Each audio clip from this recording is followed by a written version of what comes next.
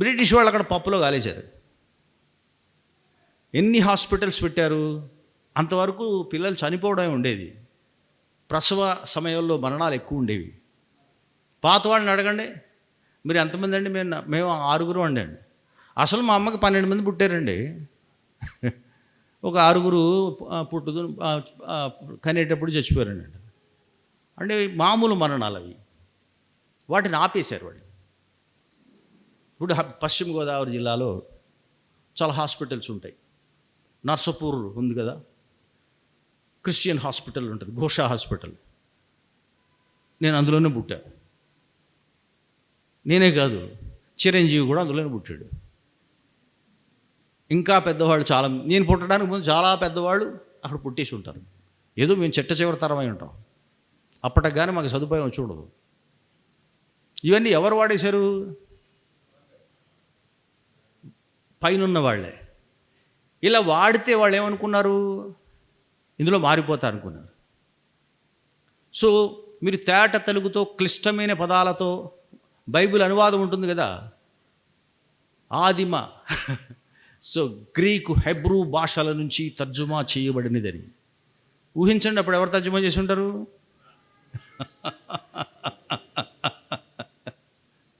కదా. అంటే అప్పుడప్పుడు ఇంగ్లీష్ బైబిల్కి తెలుగు బైబిల్ కొంచెం ఎక్కడెక్కడో కొంచెం గ్యాప్స్ కనపడుతుంటాయి. సెన్స్లో కొంచెం మార్పులు ఉంటాయి. కానీ మనం ఒక్కసారి అలవాటు పడిపోయి ఉంటాం కదా, రైట్? అంచేత మొత్తం అంబేద్కర్ అంటాడు, వీళ్ళు ఆల్మోస్ట్ ఒక సెంచరీ వేస్ట్ చేసుకున్నారు వీళ్ళు. అదేదో ముందు కిందకి తెచ్చుంటే పోయేది మతాన్ని. పైనుంచి వచ్చారు, సేవలు చేసి చేసి చేసి అలసిపోయారు. మీరు విద్యాలయాలు పెట్టారు, వైద్యాలయాలు పెట్టారు, అలసిపోయారు. But you couldn't convert these people into Christianity. వాళ్ళు ఉండగానే చివరికి వీళ్ళు తీసుకోవడం మొదలుపెట్టాక, వీళ్ళు ఇవ్వడం మొదలుపెట్టాక దళిత క్రైస్తవులకి పైనున్న వాళ్ళు వ్యతిరేకించడం మొదలుపెట్టారు. హిందుత్వం ఎంతవరకు ఉందంటే, అసలు వీడు హిందువువే కాదు అని ఊరు వెలుపులు వేస్తే, ఊరు వెలుపులోడు హిందుత్వం ఉండేది. ఇప్పుడు మనం ఓబీసీలను అంటున్నాం, షెడ్యూల్ కులాల్లో తీవ్రమైన హిందుత్వం ఉండేది. మీకు పశ్చిమ గోదావరి జిల్లా కాబట్టి ఈ జిల్లాకు సంబంధించిన ఉదాహరణ చెబుతా.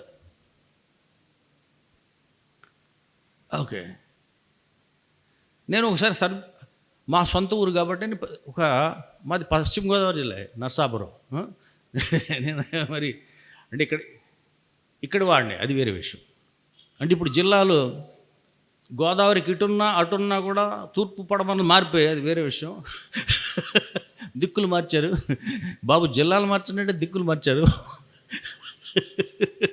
సో కాబట్టి ఉమ్మడి పశ్చిమ గోదావరి జిల్లాలో నరసాపురం. ఒక ఇండస్ట్రీ, ఒక పరిశ్రమ వచ్చినప్పుడు, పలానా చోట ఇండస్ట్రీ ఉందనుకోండి, ఒక షుగర్ ఇండస్ట్రీ ఉంది తణుకులో, ముళ్ళపూడి హరిశ్చంద్ర ప్రసాద్ గారు అప్పట్లో షుగర్ ఫ్యాక్టరీ అంటే ఆయనదే. దాంతోపాటు దాని బై ప్రోడక్ట్ మొలాసిస్ అంటే ఆయనదే, రాకెట్ ఫ్యూయల్ అంటే ఆయనదే. సో అలా దానికి అర్థం ఉంది. ఎందుకంటే ఇక్కడ షుగర్ కేన్ పండుతుంది, బాగా పంట ఉంది కాబట్టి ఉండేది. మా ఊళ్ళో ఒక ఇండస్ట్రీ ఉండేది, దాని పేరు లేస్ ఇండస్ట్రీ. లేస్ అంటే తెలుసు కదా, మనం లేసులు ఇక్కడ తెలియకుండా ఉండడం కదా, మనం డోర్ కర్టెన్లకి వాటికి వీటికి వేసుకుంటాం కదా. అది మా ఊర్లో ఎక్కువ చాలా స్థిరపడింది. ఇక్కడ పత్తి పండదు, పోనీ పత్తి దారం తెక్కకుండా ఉండేటువంటి వాతావరణం కూడా ఉండదు. ఎక్కడొచ్చింది ఏంటమ్మా పరిశ్రమ అని జస్ట్ ఇన్వెస్టిగేట్ చేశా. అప్పుడు ఇంగ్లీష్లో ఒక పుస్తకం, ఇండియన్ బామ్ అని, BALM, ఇండియన్ బామ్, ఆ పుస్తకం దొరికింది. అది చదివినప్పుడు ఆ లేసు పరిశ్రమ చరిత్ర వచ్చింది. పాలకొల్లు ఇంకా పరిసర ప్రాంతాల్లో అందరూ అయిపోయాక ఎవరో మతం తీసుకోకపోతుంటే మిషనరీసు అస్పృశ్యులకి ఇద్దామని మొదలుపెట్టిన రోజులు అన్నమాట. వెళ్ళి దేవుడు నిన్ను రక్షించుగాక ఈ టైప్ కొడతారు కదా, బోవు దొరికితే చాలు బాబు అనుకుని వాళ్ళు ఏం చేశారంటే నిజమే కదా అనుకుని మన కష్టాలని తప్పవుతాయి అంటున్నారు కాబట్టి మనం రక్షింపబడదాం అని అనుకుని వాళ్ళు రక్షింపబడిపోయారు. అలా రక్షింపబడిపోతూ ఊరుకుంటారా? తర్వాత భక్షింపబడతారు. ఎందుకోసం అంటే తీసుకున్నదేమో పేటలో, అస్పృశ్యుల వాడలో. ఇలాంటి వాటికి భక్తికి కొంచెం ముందుగా ఉత్సాహపడేది ఎవరు? స్త్రీలు ఎక్కువ ఉత్సాహపడతారు, అంతే కదా. ముందు యూజువల్గా క్రమం తప్పకుండా చర్చికి వెళ్ళే వాళ్ళలో స్త్రీలు అధికంగా ఉంటారు ఇప్పటికి కూడా. సో వాళ్ళు ముందు విశ్వాసులు అయిపోయారు కొద్దిమంది, ఒక 4-5 కుటుంబాలు. దాంతో మిగిలిన అస్పృశ్య కుటుంబాలు ఉంటాయి కదా, క్రిస్తాని మతం తీసుకుంటారని సాటి వాడ మనుషులు వెలివేసింది. చూసారా మనకి జాడ్యం ఎలా ఉంటుందో. క్రైస్తవులని, దళిత క్రైస్తవుల్ని వెలివేశారు. మీ కథే చెప్తున్నాను, మీ జిల్లా కథే చెప్తున్నా. అప్పుడు మిషనరీస్ ఉంటారు కదా, వాళ్ళు ఇంగ్లీష్ వాళ్ళు, ఫీమేల్ అనమాట. వాళ్ళు కొంచెం డబ్బులు ఇచ్చారు. వాళ్ళ దగ్గర కూడా పెద్ద ఇవ్వరు. పై వాళ్ళకైతే ఎక్కువ డబ్బులు ఇస్తారు, కానీ కింది వాళ్ళకి ఏమేస్తారు? టిప్పులు వేస్తారు. చాలా ఇచ్చేసారు ఇంగ్లీష్ వాళ్ళు అనుకుంటారు. మీరు ఏం నమ్మకండి, చరిత్ర అలా లేదు. మీరు ఇస్తున్నారు కార్పొరేట్ పాస్టర్లకి, రోజుకు 3 ఆటలు వేసేవాళ్ళకి ఇస్తున్నారు మీరు.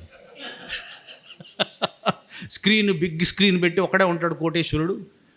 ఆయన కోటేశ్వరుడు, కోట వేసుకున్నవాడు కూడా. సో ఆయన కొడుతుంటాడు పొద్దున్న సాయంత్రం వరకు. వారికి ఏమంటే మీరు మామూలుగా ఎవరో దశంభాగం దున్ని పారేస్తారు. వారి దశంభాగాన్ని దేనికి వాడాలో దానికి వాడతారు.